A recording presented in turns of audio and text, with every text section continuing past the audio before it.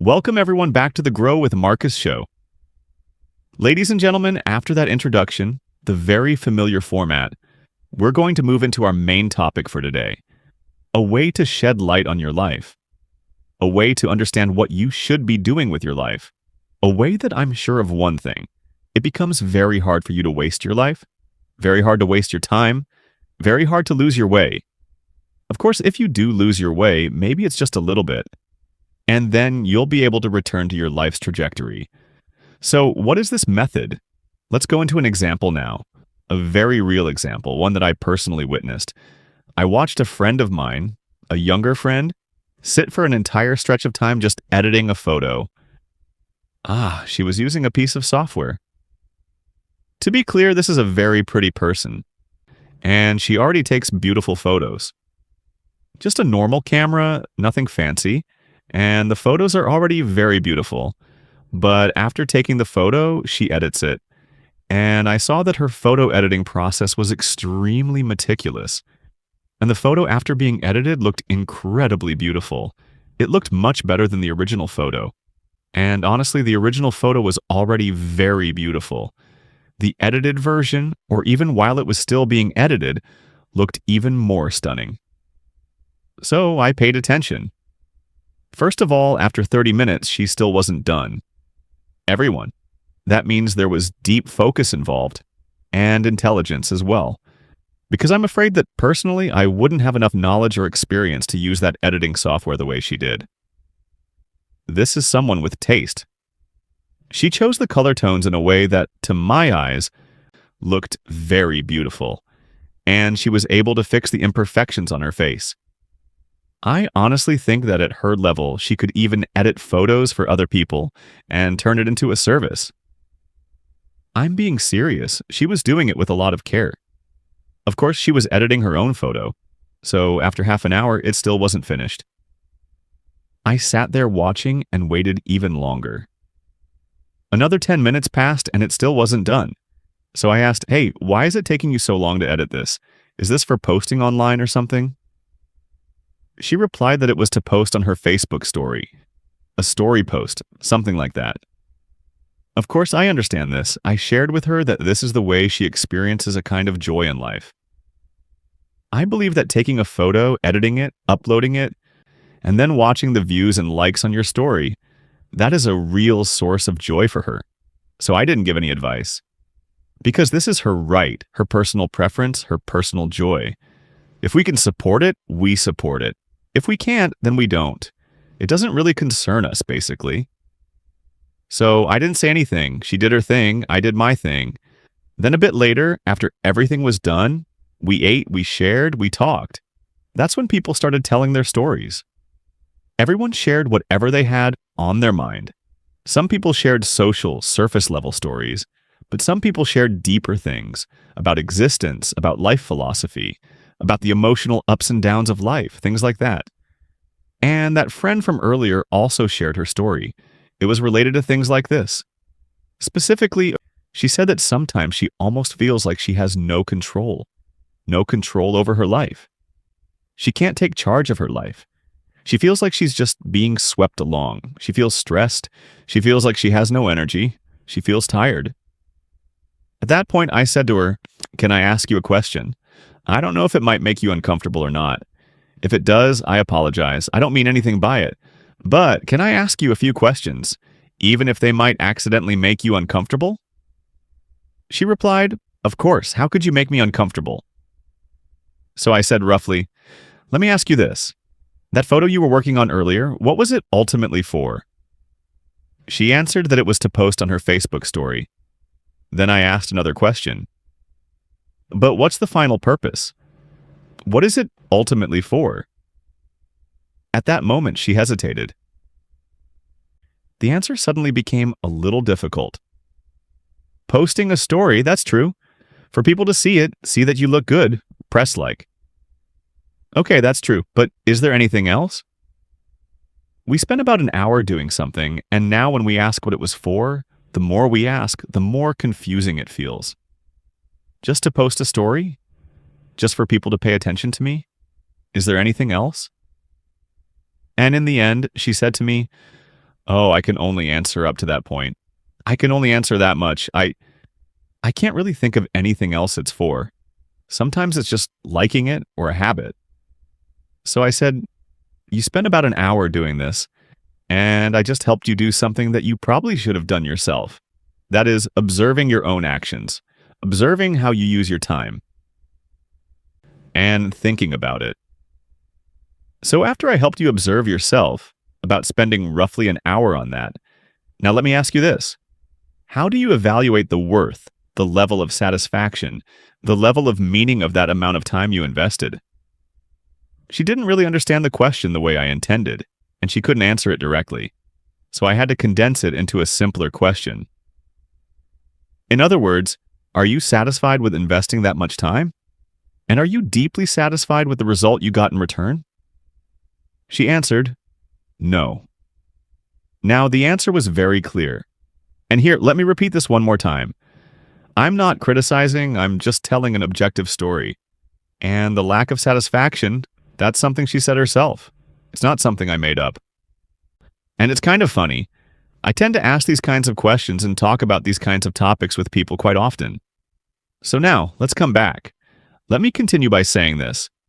I can't draw conclusions for you about these things. I can only suggest a way for your life to become better. That is, you regularly review and evaluate the things you usually do. And then, in the end, you try to think about whether they are worth doing or not. That alone will already give you a very different life. So I suggest this. Look at one thing each day that you spend a lot of time doing, and you only need to ask one question.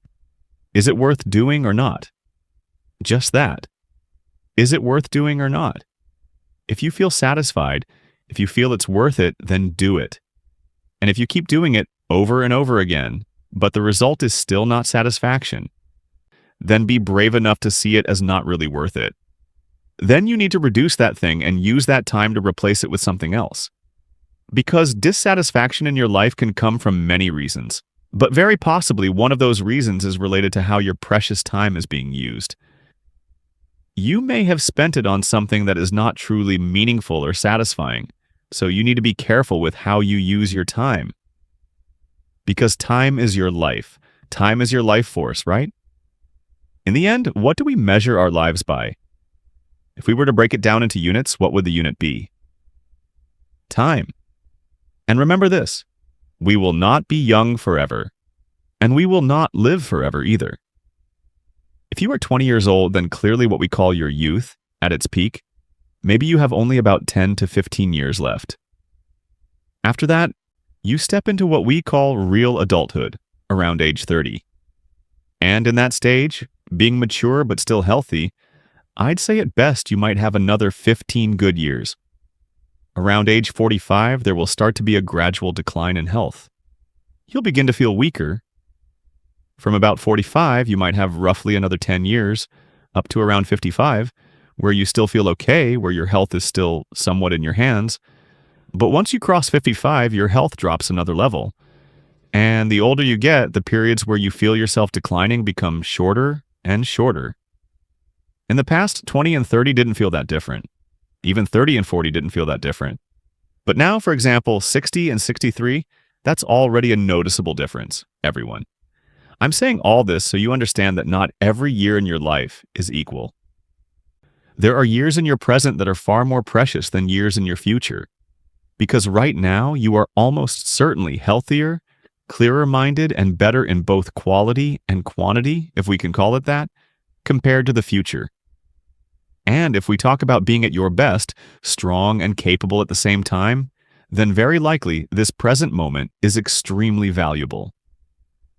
So if you are using this moment on something vague, something that does not truly satisfy you, does not truly make you happy, then you need to look at it again. No matter how busy you are every day, you still have to ask questions about what you're doing. Is this worth doing? Is this worth spending my youth on?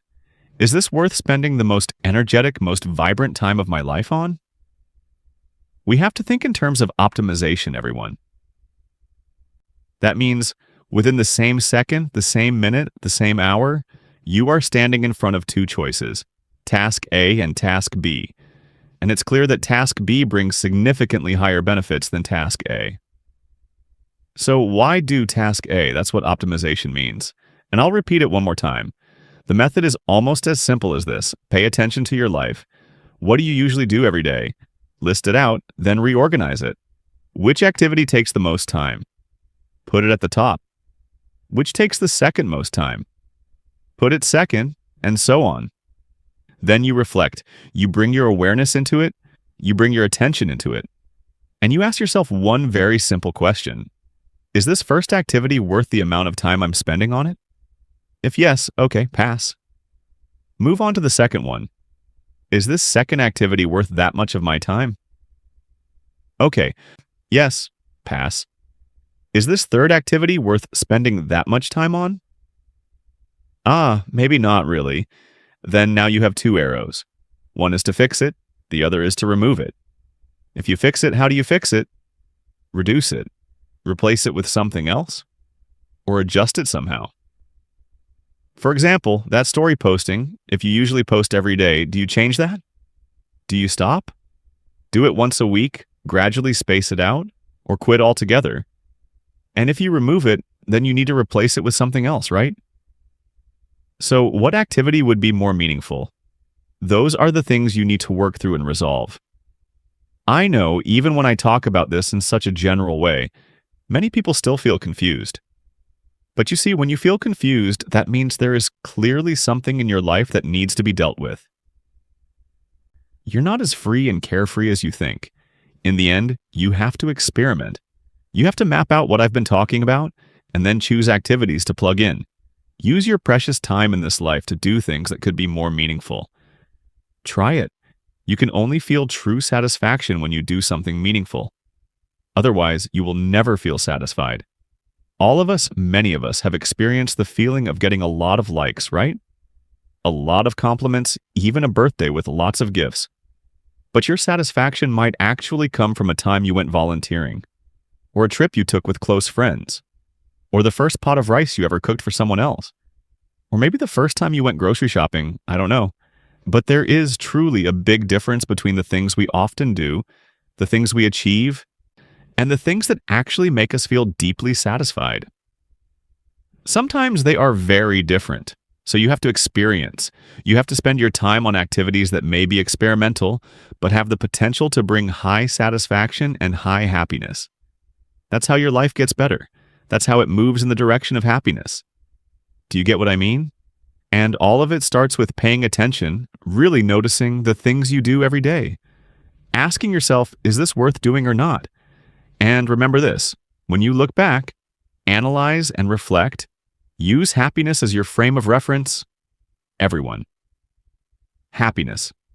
Don't use narrower frames of reference like money or benefits or things related to optimization and productivity. Those frames are narrower, and I don't think you should use them unless we're talking about work. But for your life, put happiness above everything else, because you need to be in a state of happiness. There is nothing.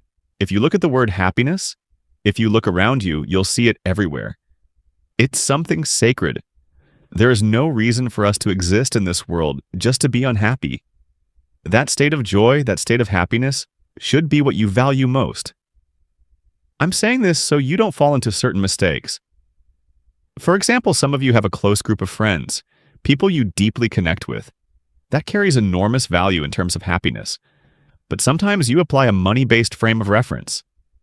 You say meeting friends, hanging out, that's useless. It doesn't make money, so I won't do it anymore. Meanwhile, the social value, the stress-reducing value, the anxiety-reducing value, the depression-buffering value of having friends, of having soulmates, the value of social opportunities, the value of having the right to speak and to be listened to, the value of how loneliness can easily cause people to lose their inner balance. While cheerful, socially connected people tend to be happier. So in reality, there are things that are truly worth it. Things that people should even spend more time investing in.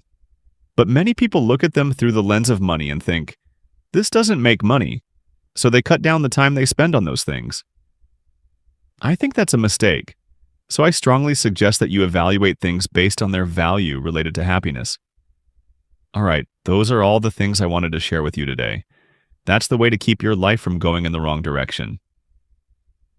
Because you're aware that something feels not quite worth it, based on your own subjective judgment, and you redirect your time toward what is worth it.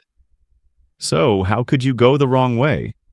I hope all of us will be strong, capable, wise, and able to steer our lives toward wonderful places. All right, thank you so much for listening with me. Goodbye, and I'll see you again next week.